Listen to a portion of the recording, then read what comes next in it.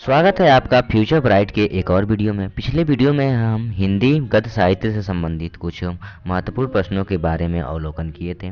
आइए आज के इस वीडियो में हम हिंदी पद साहित्य से संबंधित कुछ अति महत्वपूर्ण प्रश्नों के बारे में जानेंगे। तो चलिए बिना अविलंब के इस प्रकरण को अवलोकित करें।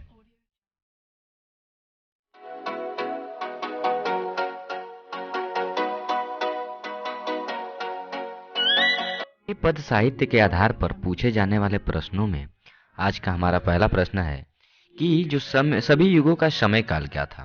देखिए, जनरली ये क्वेश्चन पूछा नहीं जाता है, एक एक करके पूछा जाता है। तो इसमें जो सबसे पहला काल आता है वो था आदिकाल। इसको एक और नाम से जानते हैं जो वीर गाथा काल। और इसका जो समय काल था 743 से 1343 ईस्वी तक। उसके बाद दूसरे नंबर पर काल आता था, उसके बाद था भक्ति काल, जिसको एक नाम से और जानते हैं पूर्व मध्य काल। इसका समय काल था 1343 से 1643 ईस्वी तक।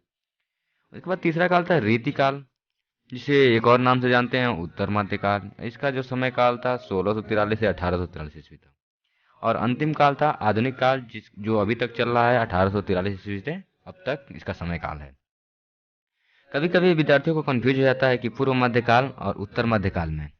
वैसे तो ये आता नहीं है कि मतलब भक्ति काल की विशेषता लिखने को आता है, लेकिन कभी कभी यदि आ जाए कि पूर्व मध्य काल और उत्तर मध्य काल तो कैसे याद करें। तो पूर्व मतलब पहले, यानी पहले भक्ति काल पड़ता है, इसका समय काल भी पहले है रीति काल से।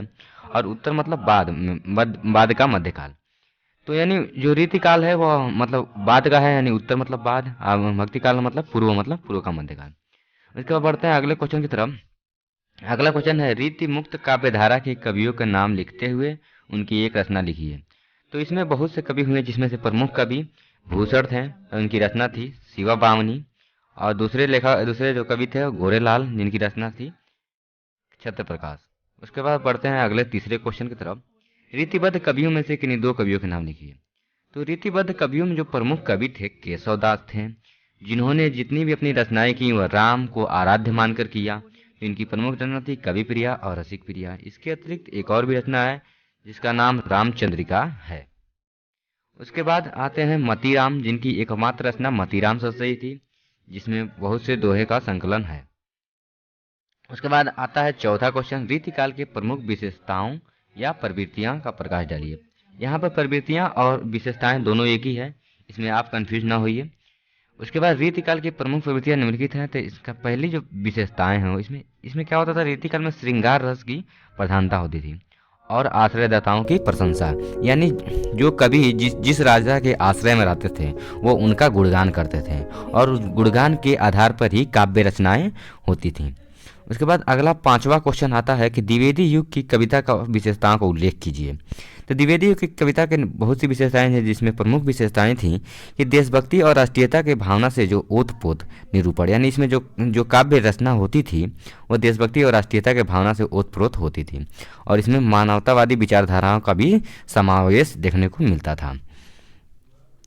और जिसमें तीसरा जो विशेषता थी उसमें खड़ी बोली, यानी साधारण जो बोली होती है, मतलब खड़ी बोली का प्रयोग अधिकतर देखने को मिलता था। उसके बाद बढ़ते हैं अगले क्वेश्चन की तरफ कि द्विवेदी युग के दो प्रसिद्ध कवियों के नाम लिखिए। तो द्विवेदी युग के दो प्रमुख कवि निम्नलिखित हैं, जिसमें प्रमुख कवि थे मैथिली शरणगुप्त, इनकी प्रसिद्ध रचना थी साकेत और यशोधरा। उसके बाद दूसरे नंबर पर कवि थे अयोध्या सिंह उपाध्याय हरिऔध, उनकी रचना थी प्रिय प्रवास वैदेही वनवास। उसके बाद अगला क्वेश्चन था कि छायावादी युग के प्रमुख कवियों के नाम और उनकी रचना लिखिए।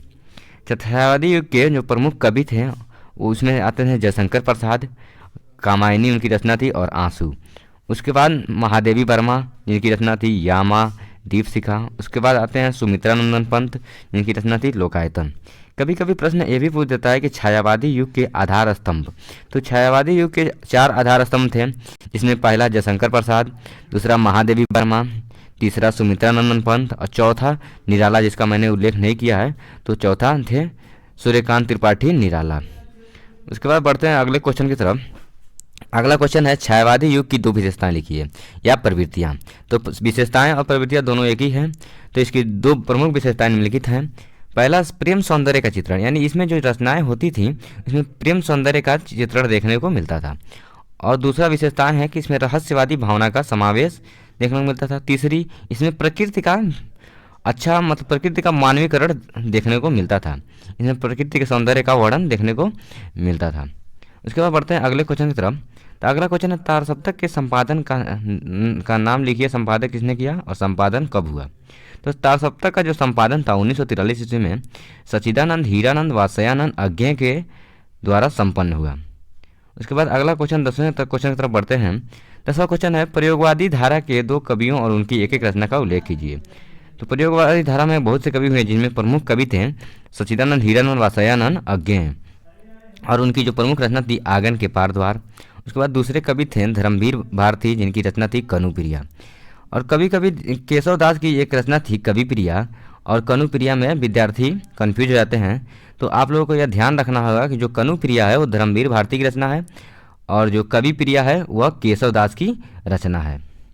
उसके बाद बढ़ते हैं अगले क्वेश्चन की तरफ। अगला क्वेश्चन है प्रयोगवादी कविता के किन्हीं 2 विशेषताओं का उल्लेख कीजिए। तो प्रयोगवादी कविता की प्रमुख विशेषताएं थीं जिसमें इसमें क्या होता था कि प्रयोगवादी कविता में मुक्तक शैली का ज़्यादा प्रयोग देखने को मिलता था। उसके बाद यथार्थवादी दृष्टिकोण का समावेश भी देखने को मिलता था कविताओं में और इसमें छंद योजना की नवीनता का प्रयोग होता था। उसके बाद अगला क्वेश्चन है कि प्रगतिवादी युग के 2 कवियों के नाम लिखिए। तो प्रगतिवादी युग में बहुत से कवि हुए जिनमें प्रमुख नाम है सुमित्रानंदन पंत, सूर्यकांत त्रिपाठी निराला और रामधारी सिंह दिनकर। उसके बाद बढ़ते हैं अगले क्वेश्चन की तरफ कि प्रगतिवादी युग के 2 विशेषताएं लिखिए। तो प्रगतिवादी युग की जो 2 विशेषताएं हैं वो निम्नलिखित हैं। मानव मात्र के कल्याण के लिए मानवतावादी दृष्टिकोण, यानी इसमें जो जितनी भी काव्य रचनाएं होती थी वो मानव मात्र के कल्याण से संबंधित मानवतावादी दृष्टिकोण के आधार पर होती थी, आधारित होती थी। दूसरा इसमें विशेषता है कि इसमें जो रचनाएं होती थी वो साम्यवादी विचारधारा से प्रभावित होती थी।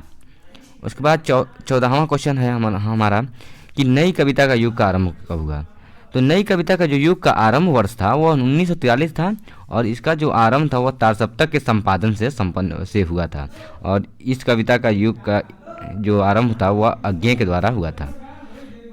तो आज का हमारा ये वीडियो आप लोगों को कैसा लगा हमें कमेंट बॉक्स में ज़रूर बताएं।